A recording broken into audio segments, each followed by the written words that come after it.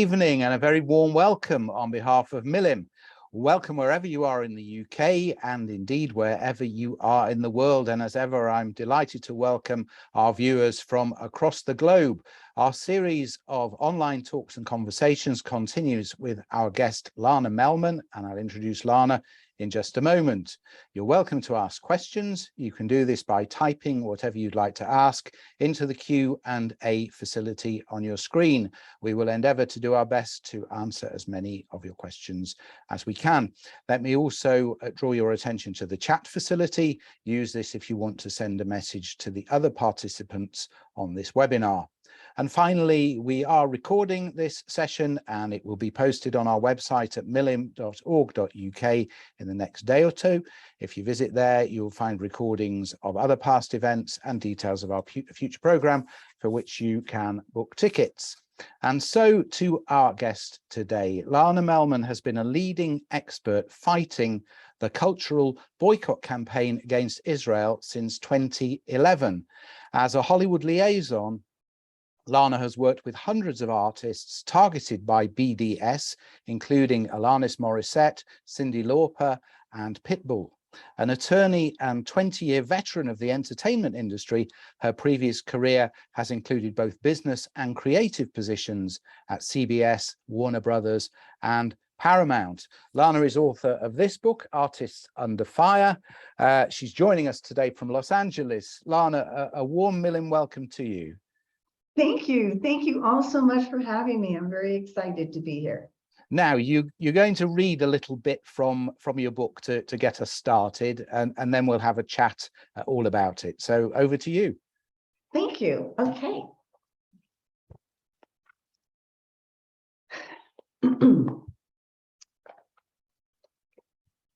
I was introduced to Jew hatred many years ago. My mother taught me about the Holocaust when I was just 9 years old. My grandmother whispered terrifying stories about pogroms in her native Russia. My dad talked of growing up in Los Angeles, where signs in the shops and restaurants said, "No Negroes, no Jews, no dogs allowed."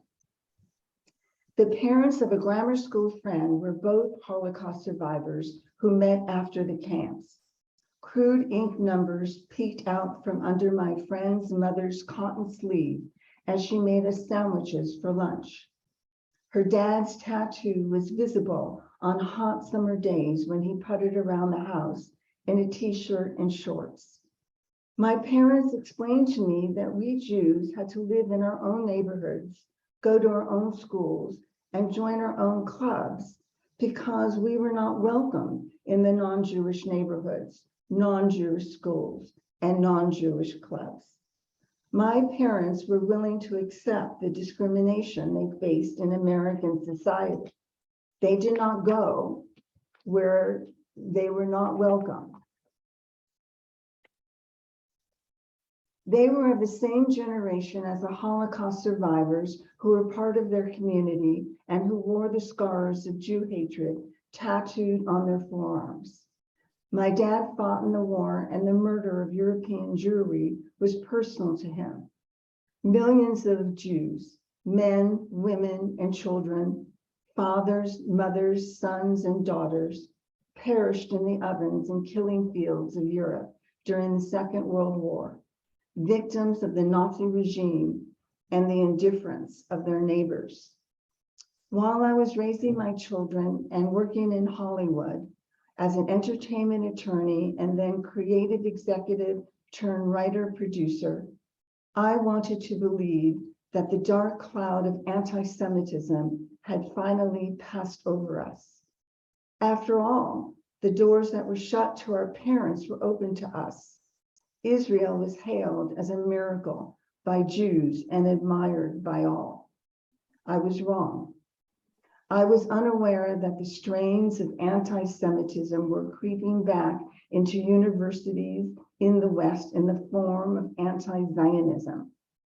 I did not know that a coalition of individuals and organizations called the Boycott, Divestments, and Sanctions Campaign, BDS, would seek to isolate Israel the only true haven for millions of Jews across the globe, economically, academically, and culturally, as a path to its ultimate dissolution. I never imagined that this politically motivated campaign would use the celebrity of artists to spread destructive lies about the Jewish homeland and poison hearts and minds across the globe. The purpose of this book is to educate others about the cultural boycott campaign. The newest and potentially most dangerous facets of the BDS campaign, because it's attacking artists of all kinds and hijacking their names and likenesses to spread anti-Israel and anti-Jewish propaganda to billions of people. Artists who refuse to shun Israel, such as the Rolling Stones, J.K. Rowling, and Paul McCartney, are harassed, bullied, and even threatened. Israeli artists face discrimination, degradation, and chants of kill the Jews. More importantly, the cultural boycott campaign against Israel is not just an attack on artists and Israel, but Jews and audiences everywhere. It has made artists a pawn in the spread of a dangerous ideology that affects us all. Thank you. Well, thank you, Lana. That sets the scene. Was there some specific event that made you want to write this book? Or was there some compulsion that caused you to write it? I have been at the forefront of this battle for 11 years, and I've written extensively in the public domain, but I came to realize that this is not a soundbite issue, and that people need to see the whole picture of what is going on and see it in a very clear and concise manner. And there's no better way to get this across than to write a book about it. I also have experienced, when talking to people, that there was a deep concern among Jews. I usually begin my in-person events by asking people in the audience, who here is concerned about rising global anti-Semitism? And invariably, everyone in the audience raises their hands. So what stops them from speaking out and becoming more engaged? And I think part of it is a feeling of being overwhelmed, that they feel they need to be an expert on all things Israel. And they haven't quite put all the pieces of the puzzle together. So that is what I do in the book, Artists Under Fire.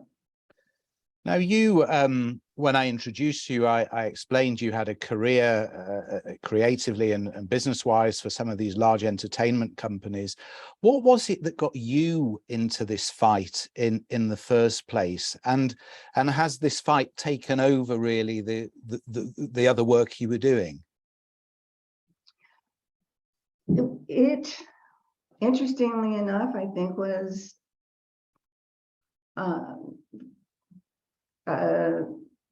fate. I was really ready to make a transition in my life. I felt I had put in over 20 years in the entertainment industry. I also worked as a writer and producer, and I felt very, very satisfied. The two great passions in my life, other than my friends and family, was always the entertainment business and Israel. And that started when I was just 9 years old, and my mom told me about the Holocaust and also the miracle of Israel. And it was as if in that moment my DNA changed. So it's not surprising that I was looking to get involved in something that had to do with Israel, to see how I could bring those talents and that expertise to do something productive in that context. Coincidentally, the cultural boycott campaign, the attempt to intimidate international artists to cancel their upcoming performances and trips in Israel, had just started to take wing.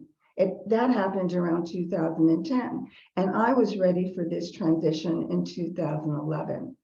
So I was approached by a group of people that worked in the entertainment industry, behind the scenes mostly, lawyers, managers, music executives. And I was approached to start up and head an organization called Creative Community for Peace, which works behind the scenes in terms of this battle. I was there for 4 years and was their premier director, and then felt that I had really done what I needed to do there. And it was time for me to take this battle to the next level, that it was incredibly important that we not just speak to people inside the entertainment industry, that's important, but we expand it and we talk to people in the world. Because people in the entertainment industry, artists in particular, get their news the same way the rest of us do, from mainstream media and social media. And the conversation needed to change because things were getting progressively worse. Now let's look at BDS. We, I suppose, can assume that our audience know what it is, but maybe they don't all know what it is. I think it's probably worth you spelling it out for the avoidance of doubt. What exactly is BDS? And why should we be particularly concerned about a campaign, a boycott campaign against Israel? First, it stands for, the B stands for boycott. The D stands for divestment, and S stands for sanctions. It is a call to isolate Israel to lead to its ultimate destruction.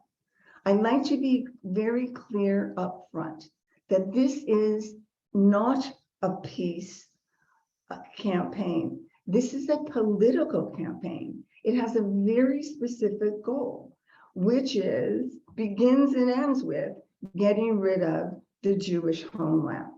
It is not pro-Palestinian. I've never seen them do anything or heard them say anything that would contribute to the well-being of the Palestinian people, unless one in which they seem to conclude that the lives of the Palestinians would be instantaneously improved if Israel simply ceased to be the Jewish homeland. So what does it call for? It calls for the boycott of Israel economically. That means all Israeli businesses don't buy their products. Boycott any businesses that do business with Israel or in any way are positively associated with Israel. Divestment, they want financial institutions, endowments at universities, religious organizations to divest all of their holdings in Israeli companies, and preferably with businesses that do business with Israel. And sanctions really operates on the international level. And mostly it's in the UN, but there are other international organizations that also implement them. And this is the singling out of Israel among all the nations in the world for condemnation. And I read a wonderful fact, forgive me, I think it was the New York Daily News, but I'm not completely sure, but they did an analysis. And when you see these resolutions, you won't believe the bias. Out of like 27 resolutions by the condemnatory, like, reprimands by the UN in 2018, like 21 of them were against Israel. And this newspaper did an analysis and they pointed out that Israel represents 1% of the world's population, yet receives 75% of the condemnation by the United Nations. So how And, does this? I'm sorry. Carry on. Okay, I just wanted to say, so within the boycott, it's academic, economic, and cultural. And the cultural boycott is obviously where I am an expert. And I really am sounding the alarm about how incredibly dangerous this facet of BDS is. What all BDS has in common is that they repeat classic anti-Semitic lies, and they direct it and in the form of anti-Zionism, anti-Israel messaging. And because they are able to hook this message onto the celebrity of artists, it gets seen by billions of people across the globe, because celebrities are media magnets, and people like to read stories about the Rolling Stones and John Bon Jovi and Madonna and Rihanna and Alicia Keys. And when you're reading these stories in which the essence of the story is X, Y, and Z group, or X a musician is calling for John Bon Jovi to cancel his or their tour in Israel, and repeats all of the BDS lies and disinformation, it gets disseminated all over the world, and hundreds of millions of people, at least tens of millions of people, get to see it. So this is how they spread the message. How do they target the artists? How do they manipulate them? What sort of tactics might they use? Well, it is on first level demagoguery. It is lying for emotional impact. They traffic in and abuse the language of the left. They talk about things that are important to people, that really bad things like apartheid and racism and genocide. And then they attach it to Israel, but not just Israel. They attach it to the artists themselves. So without fail, the message always goes like this. We understand that you are performing in Tel Aviv on such and such a date.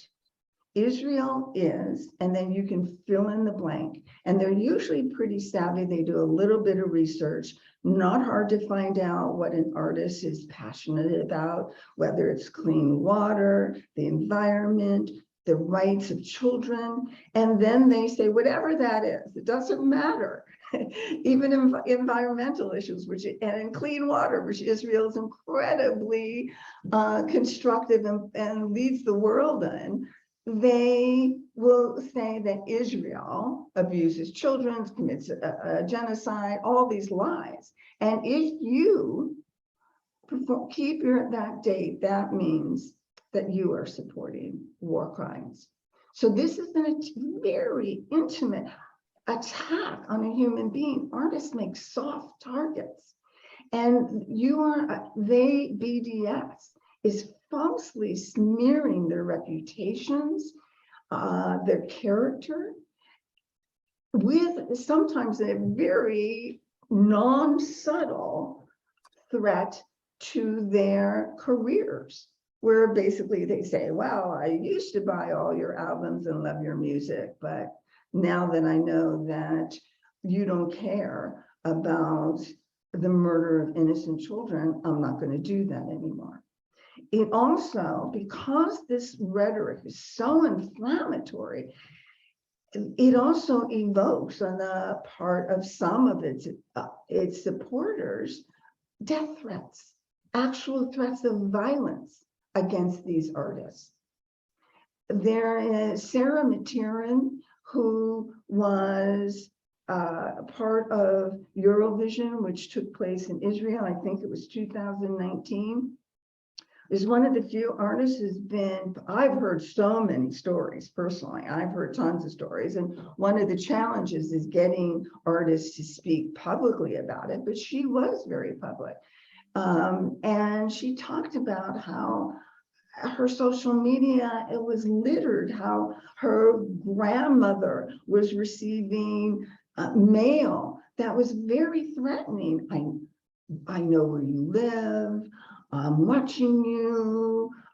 Very, very, very intimidated. She claimed that she got hundreds of them. And I've heard stories where, you know, concert promoters will tell me they talked to an artist who says, you know, it's, you know, not worth exposing my band to this kind of physical danger. I won't put our lives in danger. So it's very, very intimidating. And it's intimidating artists. And I know how much this group passionately cares about artists. Now, one of the key movers and shakers in the movement, perhaps the high priest of BDS, is Roger Waters, the Pink Floyd artist.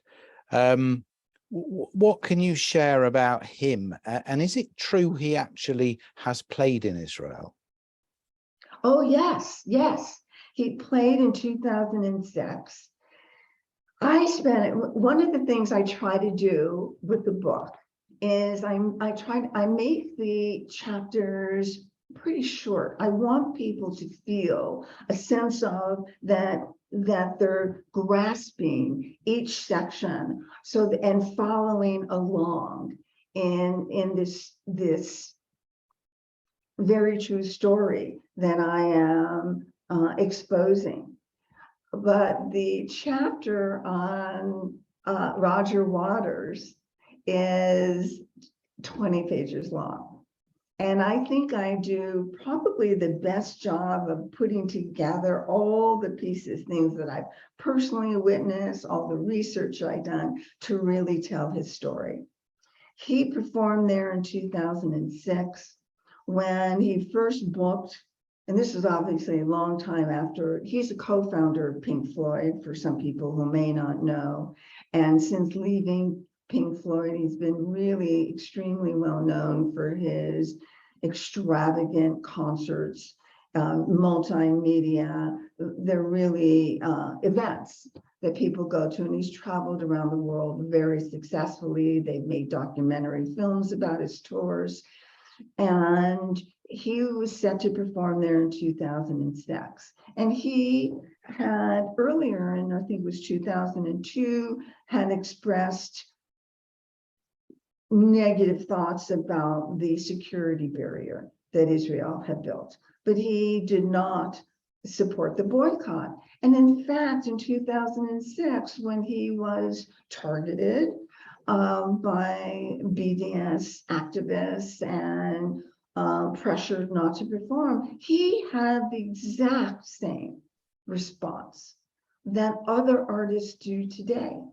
And one thing I didn't say, and it's really important because we talk so much about the negativity around here, it's really important to underscore how few artists succumb to this ugly, ugly harassment and intimidation campaign. Very few succumb. And at the time, he gave the same response that everyone else did, which is, I might not agree with the policies of the Israeli government, but I'm not going to stop performing for my Israeli fans there. There are people, and there are people that I can reach, and I'm not going to exclude them just because I don't like a policy of their government. Well, after 2006, it was not immediate, but that was the beginning. He met with Omar Barghouti, who is the founder of PACB, which was the first announcement of a academic and cultural campaign against Israel. And they've maintained a very strong relationship since. And he slowly but surely became more and more invested. Ultimately, 5 years later in 2011, announcing that he supported the boycott. And then in 2013, he made the next move to BDS Apostle, poster boy, in which it became very much part of what appears to be one of his main missions in life, and that is the boycott of Israel. And he focuses in on the cultural boycott. And he has made a point to personally use his high profile, legendary status in the music industry to reach out, to write oftentimes personal letters to artists who are scheduled to go there. When they fail to respond, he goes into the public square, he calls them names, he says, accuses them of the worst kinds of things, and holds them up in what he attempts to be public shaming. Something you said, you know, I may not agree with what the government of Israel does. We often hear this, you know, I'm not really against Israel, but its government sucks. Its government really is extreme and does terrible things. And yet, of course, Israel's a democracy. The government is democratically elected. Isn't this really a veiled sort of having a go at Israel? So, well, you know, Israel's okay, it's just the government. I mean, really, they're not having a go at governments anywhere else. I find that quite distasteful. Yes, what a bunch of baloney. And by the way, I think it's really clear they're talking about the Israeli Jews. They don't have this venom directed at the 25% of the Israeli population that is not Jewish. And all of their messaging is the same classic anti-Semitic lies that we have heard for hundreds, if not thousands of years about what? Stealing Palestinian land. What? That's not a reincarnation of the greedy, thieving Jew? Yes, it is. And the evil Jew. It's always about the bloodthirsty, evil Jew. So whatever in society is considered evil, that's what anti-Semites in that Jew haters, I like that word even better, Jew haters in that society assign to the Jews. So when you're in a capitalist society and the evil is communist, well, the Jews are communists. When you're a communist and capitalism is evil, well, the Jews are all capitalists and bourgeoisie. So that's always the case. And what is something that the world universally reviles today? Colonization, apartheid, racism, genocide, all, by the way, truly not good stuff, evil stuff. So that's what they accuse the Israeli Jews of. And it's not, we need to add that. It's what they're talking about are Jews. They're just Israeli Jews. And it is, and the reason why we know this is true is all of these things resonate throughout the world because everyone has always heard about the all-powerful Jew, right? That's controlling the world for nefarious intent. And all of these things resonate in the minds of people. So it all kind of fits. And they play on that. And what is happening? We're looking around the world with a shocking rise in attacks against Jews. Why? Because when physical attacks on Jews are always preceded by vicious lies about Jews. And it's happening right now. I saw a stat. I was looking, it was a New York City crime report. And it covered the period from February 2020 to February 2021. And they talked about how crime in the city had risen a staggering 57%.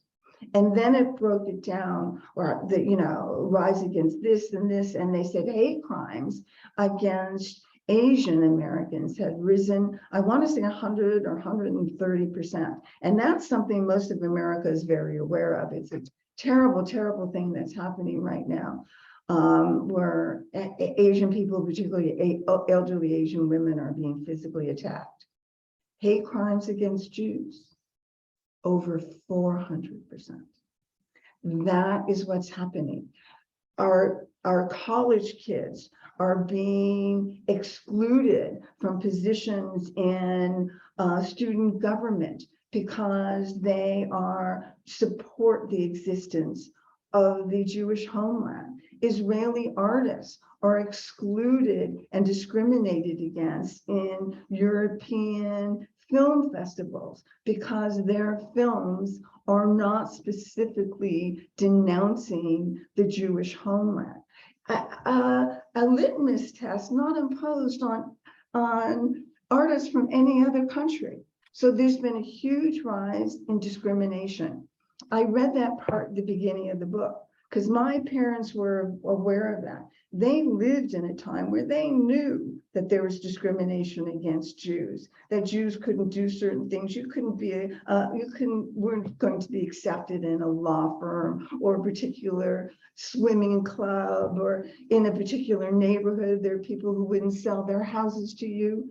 And after like the 70s, it seemed like all that was going away. Well, we're seeing it come back. And in large part, I think, without a doubt, because of the boycott, divestment, and sanctions campaign against Israel, which just doesn't simply criticize its policies. What it does is it demonizes them. It describes Israelis as monsters, as evil. And who among us wants to tolerate evil in their midst? Let's stick with anti-Semitism. You say in the book, it's not blue or red, it is colorblind. So why are so many celebrities who are outspoken liberals? You mention a couple of people, Mark Ruffalo, John Oliver, that may not mean a huge amount to people this side of the Atlantic, but why do such people buy into this anti-Israel propaganda? Because it disguises itself in the language of the left. It talks about, I've had this conversation with Mark Pellegrino, who's a successful actor, and he talks about it's all emotional communications without any substance or backup. And they attach themselves with slogans. Zionism is racism. Really soundbite kind of logic that's very emotional. And the accusations are all in line with things that people on the left, understandably and rightly, are appalled by. So there is a lack of, not just education, by the way, but any attempt to educate themselves. Many of these people just have bought in. And I really noticed, because I've been involved in this since 2011, I see where this is going. And I think a lot of it coincided around cancel culture, when that became a big phenomenon in 2019, where there were people who were canceled for sometimes really bad statements, but sometimes from fairly very old statements or more innocuous statements, and a corresponding rise in virtue signaling, an attempt to be seen as really good people. So now when these when these artists, and I do name quite a few, and I think also that makes the book a really interesting read. And all of this is not, first of all, I experienced and I've been in the eye of the storm here for 11 years. So a lot of these things were based upon my personal experiences and interactions, but I didn't use those. I made sure I researched and made sure everything was in the public domain so that those statements are out there, they're public. And you know, they make these statements, and because there's huge amount of positive feedback, they feel good about themselves. And there's another thing that's happened on the progressive side, which is something called intersectionality, which has evolved over the years, but it's come to stand for the idea that all oppressed people are linked together, and they all have to oppose the white oppressors. And therefore, what the advocates behind BDS have very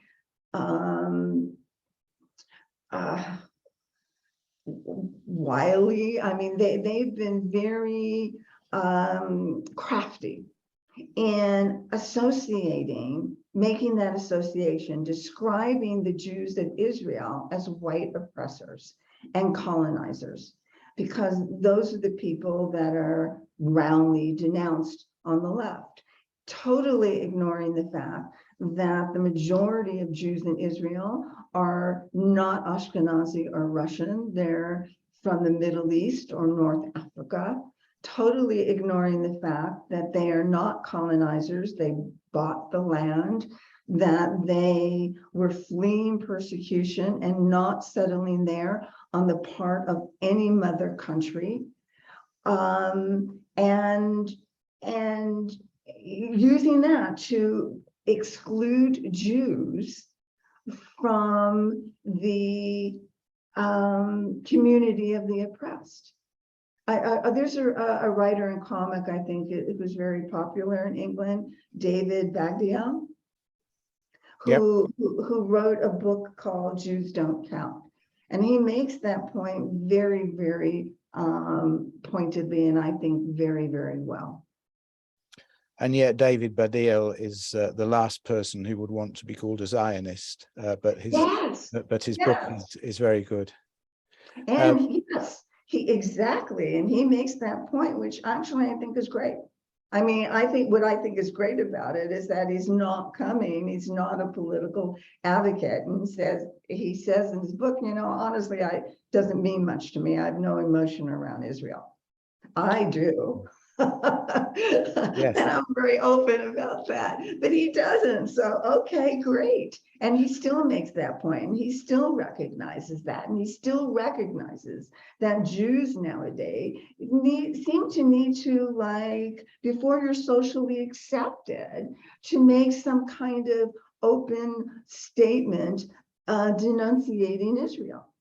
Then our roots, our feelings, our connection to the land has to be bifurcated from it. It has to be like separated and torn asunder, that we are one of the few people on the whole planet that cannot, our ethnicity, our roots, our history is not something we're allowed to be proud of. A reminder to our audience, if you have questions for Lana, do put them in the Q&A in the next few minutes. Are we not better just ignoring these people? Do we not sort of make their argument more audible if we give them attention? I've heard people, and people have said that to me. No, they are not going to be quiet when there is no resistance, no pushback against that. They just get louder, more empowered. They feel as if the whole world agrees with them. And what they are doing, they are simultaneously rewriting history and determining the future. And we can't allow that. What we need to do is we need to, and one of the things, there's a very important chapter in the beginning of the book, which helps the reader understand and recognize when criticism of Israel is in fact classic anti-Semitic lies. And it's very clear once you read that you understand it. Criticizing certain property law in Israel, if it's done based upon property law or just out of empathy or for all those other reasons, that's not anti-Semitic, that's not Jew hatred. But when it is couched with removing residents from housing who incidentally don't pay rent, when they combine that with charges of the greedy, thieving Jews who are stealing Palestinian lands and call eviction genocide, that's a form of Jew hatred. And we have to call that out. And you know what? It works. I really urge people, you can argue with whoever you want on social media, across the table. I really urge you to speak out.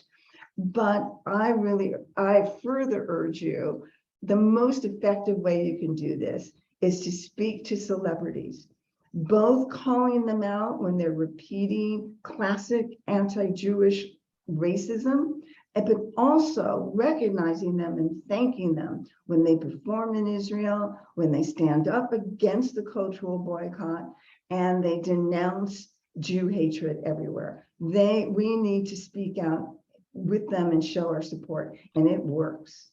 So who's defied these haters and supported Israel? Have you got some examples of artists who have performed regardless and have sort of managed to shed the criticism? There are hundreds, and I do go into some depth in the book. I like to end the book on that note. I think it's a positive way to go out. Bon Jovi, according to the concert promoter there, he had a conversation with John, who said the band received over 5,000 letters urging them not to perform in Israel, making all sorts of accusations against Israel, saying, again, repeating all the same things. If you go there, that means you're supporting crimes against humanity and war. And his response was, I'm ignoring those. I want to go, and we're going. Nick Cave, formerly of the Bad Seeds, has actually come out and very vigorously condemned BDS and called it out for what it is and how it abuses and harasses artists. And he has said, in fact, is defiant about it. He says, it's actually strengthened my resolve to perform there. Eddie Izzard was condemned. They offered, this is also a sign of what a non-peace movement they are. Eddie Izzard did a comedy routine in Israel and then offered to run in a marathon in Judea, Samaria, also known as the West Bank. The intent of that marathon, held by members in that community, was to draw attention to the plight of the Palestinians there, and they wouldn't allow him to run because they said, if you perform in Israel, you can't run in our marathon, even though it would benefit the people there. They don't allow it. Helen Mirren is a tremendous supporter. Michael Douglas, Jay Leno, oh my gosh, he's made he's made numerous statements in support of Israel. Bill Maher, I don't know how well your audience knows him, tremendous supporter. So they are out there. Alan Parsons, I invited him to appear on, I did the first BDS celebrity panel where I brought members of the entertainment community in to speak out about that, and he was one of the panelists. Many, many, many artists. Jennifer Lopez. Anyway, the list goes on, and one of the pleasures, I think, is reading that chapter and feeling that satisfaction. And I hope that everyone, a great way to do it is to follow me on social media platforms, sign up for my newsletter, because I provide information about how you can contact their representatives, how you can reach out to them and thank them. Now, we've spoken a lot about Western artists, but does this campaign also hurt Israeli artists? And what about Palestinian artists? How does it impact on them? It's just awful. The Israeli artists are constantly facing discrimination. I gave an example that happened to be Roy Zefrani, whose film was called The Other Dreamers, and it was about disabled children realizing their dreams. And yet he was excluded from participating in a film festival in Oslo because the organizers said that in respect to Israeli filmmakers, the subject matter had to be about the conflict and or in some other way critical of the Israeli government policies. So there's tremendous discrimination against Israeli artists. There's also violent threats against Israeli artists. I write in the book, I tell my experience when I went to see the Jerusalem Quartet in St. John's Smith Square. Did I get that right? Because there's multiple names there. And just 15 protesters outside with all of their graphics that they were holding up, drums that they were beating as you're walking through this gauntlet, screaming, chanting, Israel's a terrorist state, shame on you, shame on you. You could hear it bleeding through the walls. They face discrimination. When the IPO performed for the BBC, the performances were disrupted so many times they had to cancel the broadcast. The Bathsheba Dance Company also had to shut down. I mean, over and over again, we see all sorts of intimidation campaigns against them, and also humiliation. In Edinburgh, the Fringe Festival, there was an Israeli performance art group where the venue had it canceled because there were threats of disruption, and they ended up performing on the street. And let's also talk about, and thank you for raising that question, what this does to the Palestinian Arabs that live in Israel, that are citizens of the United States. They even face backlash from BDS and other, not just in Israel, but outside in the world community. They face threats. Their careers are threatened. And it really, it denies them employment opportunity and the opportunity to collaborate with Jewish Israeli artists. It's really awful. It hurts their careers. Now, you talk in your book about social media and how artists are attacked on social media, their character, their reputation. When we see this happening, should we engage? Should we weigh in and comment on what's happening on social media? Yes. I mean, one of the things I think that makes the book really hold people's attention is how many examples I give and how many stories I tell about celebrities and artists under fire. And yes, they need our support. Otherwise, all they hear are awful, awful, awful things about them. You know, Katy Perry, like awful things. They're called names, and it's just disgraceful. They need people to speak out. Here's what I recommend. Everyone can do exactly as they would like, of course, and it's important you speak out in your own voice. But this is what I recommend because I find it to be very successful. You don't have to make this. You don't have to be an expert on all things Israel. You don't have to get into the weeds on the history. That's not necessary. You can deny the charges by simply saying it's not true. Israel, and also I also advise, it's a small thing and a little bit more work than most of the advice in my book, but that you try not to repeat the allegations. So rather than saying Israel's not an apartheid state, you say Israel is a open liberal democracy. That's how you answer that charge. Then you talk about how that makes you feel and how it makes you feel that the artist is not bowing to those lies and is not cutting off the Jewish homeland. And talk about what your truth is, how you feel about it. Make it personal. Talk to them, they're human beings, and they read much more of it, trust me, than you would imagine. So make it very personal.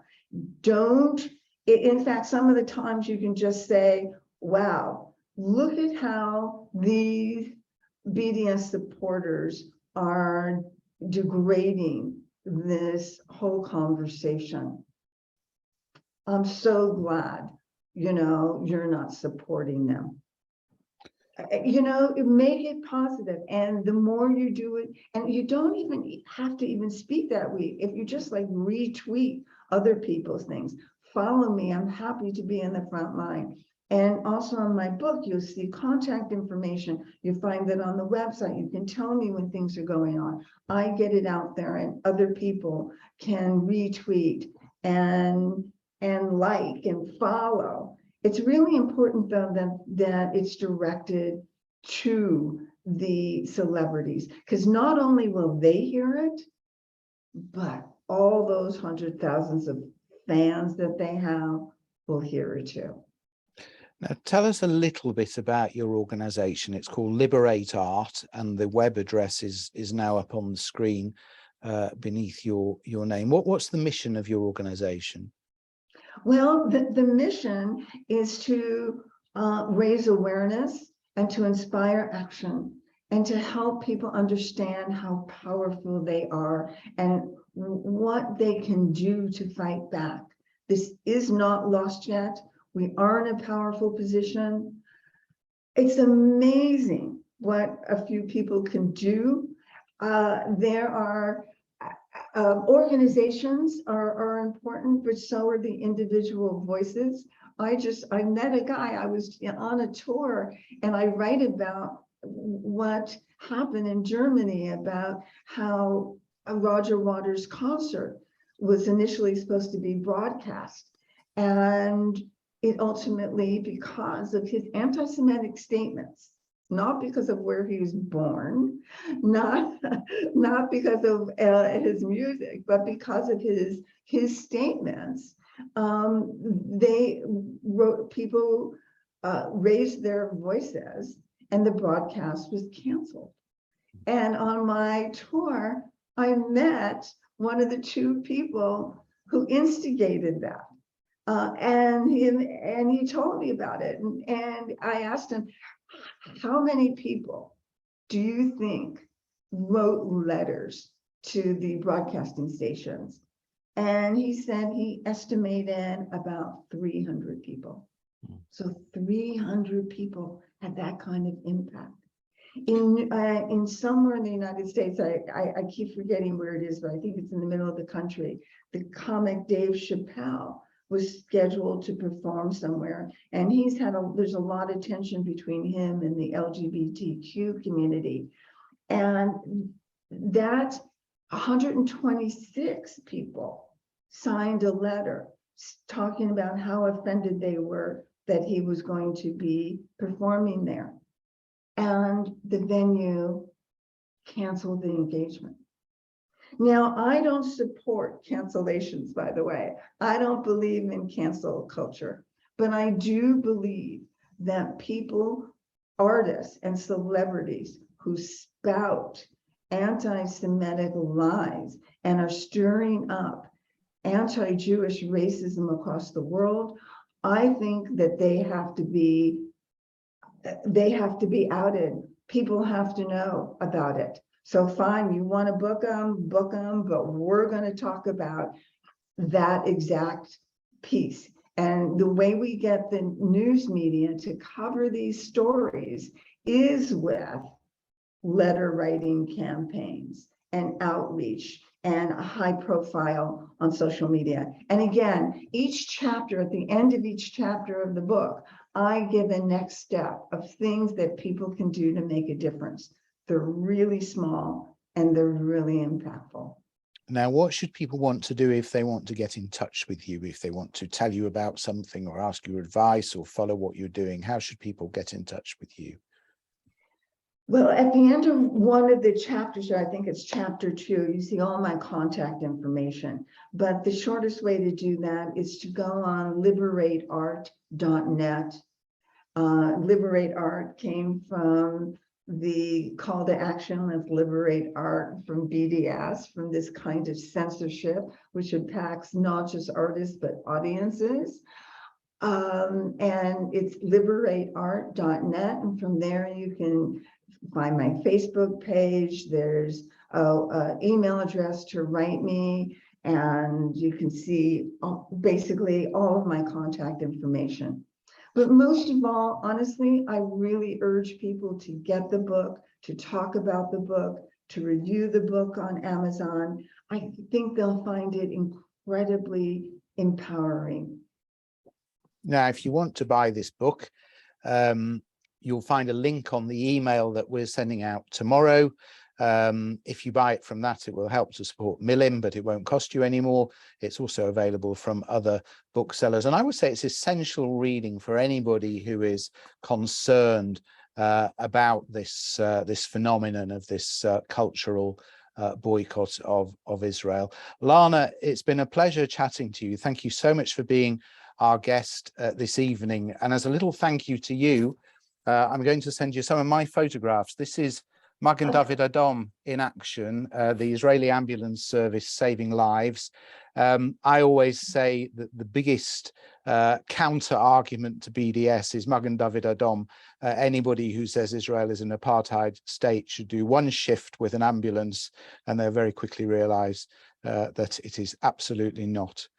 So I hope you'll enjoy reading through that. Now, a few words about our upcoming program before we leave you. Next Monday, the Israeli theme continues. We have a program about the football team Beitar, the rise and fall of the most political football club in the world. We're then off for the bank holiday, but back the week later with Jonathan Sandler. He's discussing his graphic novel, The English GI. This is about his grandfather's experience in the First World War. We have many amazing speakers coming up, so please do visit our website. The address is milim.org.uk. You can book tickets there and also see recordings of past events, and you can sign up to our newsletter. That way you will be sure not to miss out on anything. All of our events are free, but you can make a donation. There's a link in the chat and also on our website. Donations help with the cost of putting on these events. It remains for me to thank our guest, Lana Melman. Once again, thank you so much, Lana. Thank you. And I'm looking forward to seeing you all again as a future event. Until then, stay safe. See you soon.